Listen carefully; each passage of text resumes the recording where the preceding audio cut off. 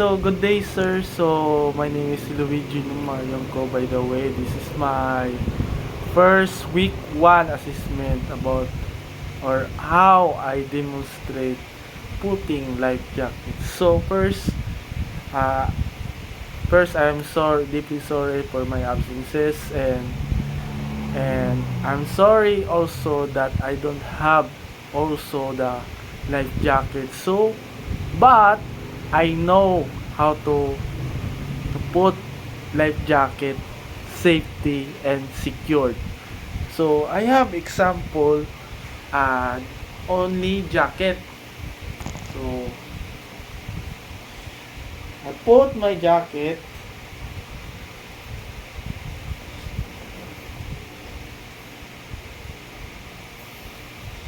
So this is the example of the life jacket, because life jacket they have a 4 lock to unlock, which is from here to there to lock. So I'll give you example from this wire. For the example, this is the lock. First lock, you can use a bucket lock and lock, and use they have a lock also to tighten the lock. So just tight unless you are comfortable. So this is the first lock, you lock the life jacket. So the second one is from below.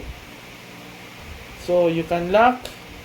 This is an example, sir, because I don't have a life jacket. So if you can lock, this is a simple way. So you lock and tighten the buckle lock of the life jacket. Next one, so if we lock and tighten, it looks like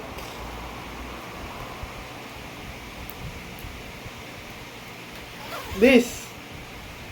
So you are secured, but you are not fully secured because they have a lock also to lock.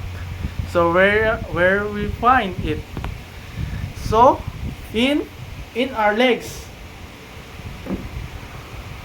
they have a lock also. When you lock this, you can find just like a rope or lock rope on the buckle, from this to this. So it might be look like this. So when you find the lock of the life jacket, just secured and lock. Just use the buckle lock and tighten when you're comfortable in your butt. So the same process of the left side. Find the lock here and there. It looks like this lock. It secures in our testicles and butt or butthole. It makes we makes our comfortable. So when you lock, put the lock, insert, pack, lock, and you can use like a belt also, and tighten when you until you're comfortable in your legs. So when you jump, so fully secured your life jacket, and you can jump also with a proper. So how to jump properly?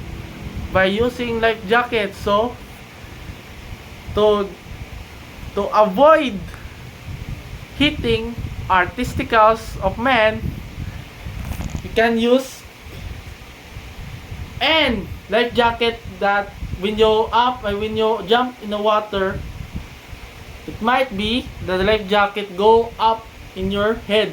So the life jacket, hold the life jacket in the upper or necktie, and hold your testicles and use the pencil dive and jump. That is a bonus for the how to use life jacket.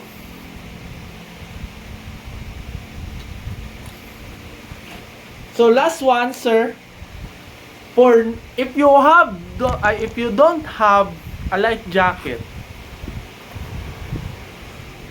just find like a jeans, pajamas, or anything like a floating. This is a bonus, sir, ha? So tighten the jeans in our knuckle, or what is it called, in beneath of our feet. Tighten like this, both you should go, or let's put together. And when you put together, or when you tighten together, look like this. This is a bonus, sir, ha? To how to survive also. So use this in the pot. Use this to float. So how to float this pajama easily? So find the water also when you jump in the water without a life jacket. So put this and slam it into the water to go out from the water, and the air inside, and the jean, air inside in the jean. So in the slam pack,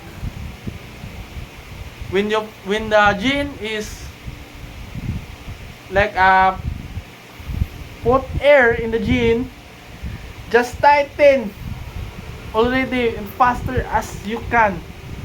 Looks like this.